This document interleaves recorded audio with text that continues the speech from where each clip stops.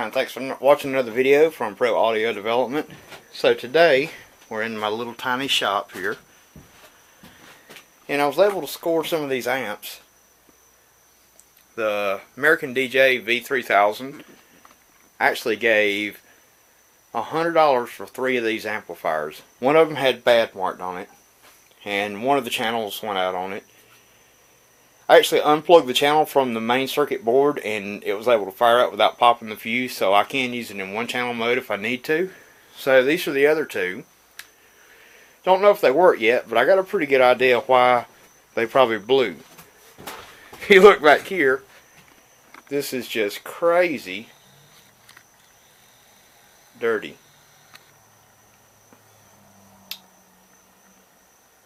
And these amps come out of a skating rink, so I can see why they're so bad. If you've been to a skating rink, you can see it's just dusty everywhere in there. So I'm going to pull the top off this amp, and we'll see what we got here.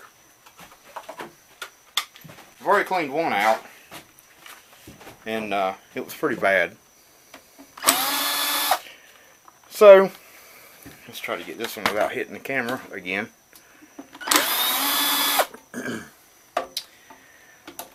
Now, I clean a lot of computers out and audio amplifiers, and so everyone always says, you know, hey, why don't you get you some of that canned air?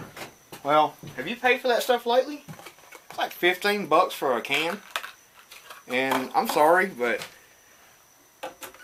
some of you electronics guys might say, well, you will, but I'm just going to say that I have never had a problem with using regular compressed air.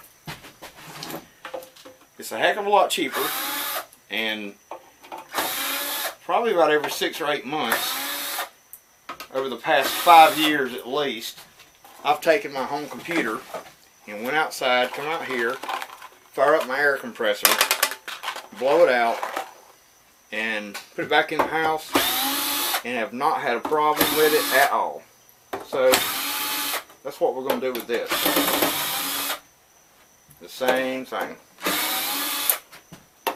Now, while we're getting these screws out,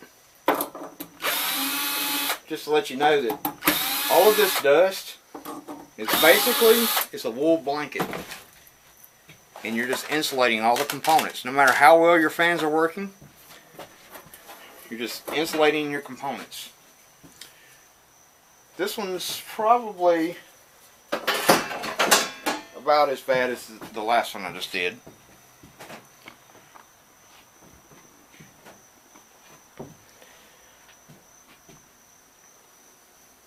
Now, you can get a vacuum cleaner. I actually took my shop vac and tried it to begin with, but it just doesn't get everything. And then here's the filters, which is pretty bad. The filters need to be cleaned out as well. So I recommend you getting a particle mask and doing this. But here we are out on a dreary day. It's barely raining outside. It's just kind of like, you know, misting. And I'm bored and I don't have a particle mask, so don't do what I do. So what I'm going to do is I'm going to point the camera over here. We'll take this out.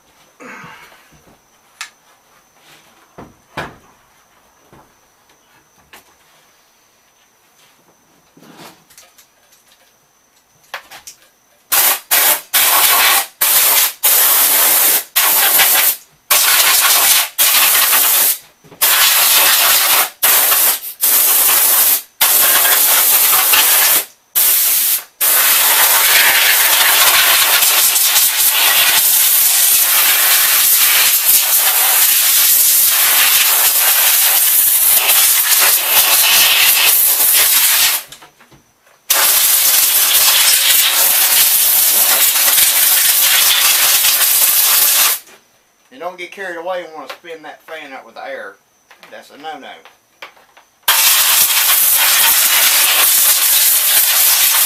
And stay away from them guys. They will hurt you.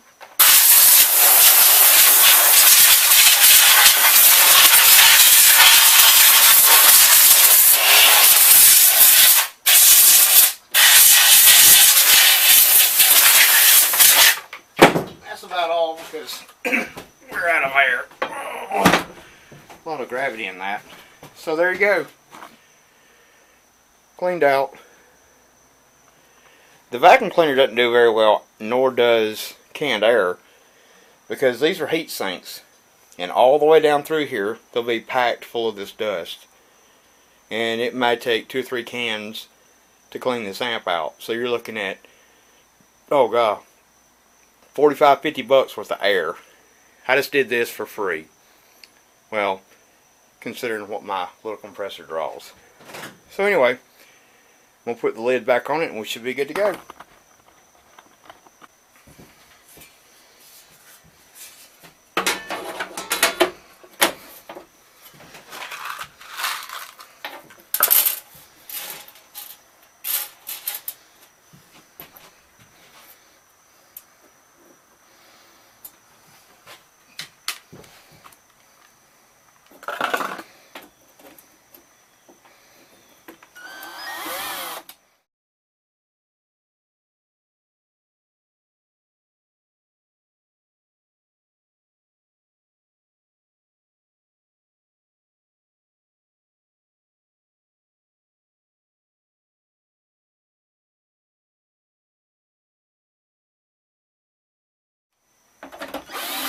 And drive them home.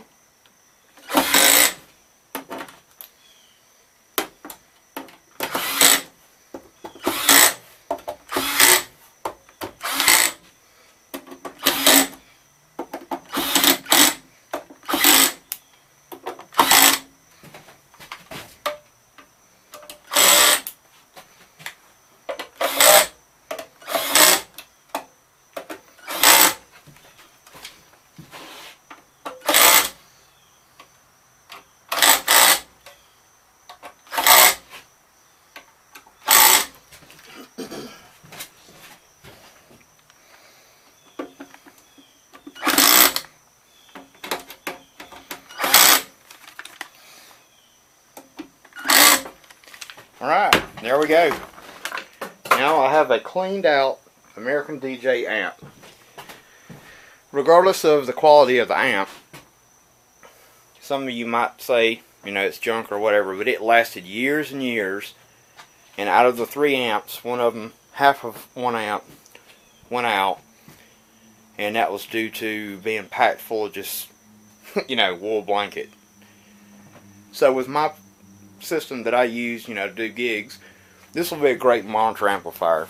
And I'm only going to use one because I can get 2 monitor mixes out of one. But the second one will be a backup. If I have a failure, I can use it for a monitor amp or a sub amp or mids and highs, whatever. So anyway, there you go.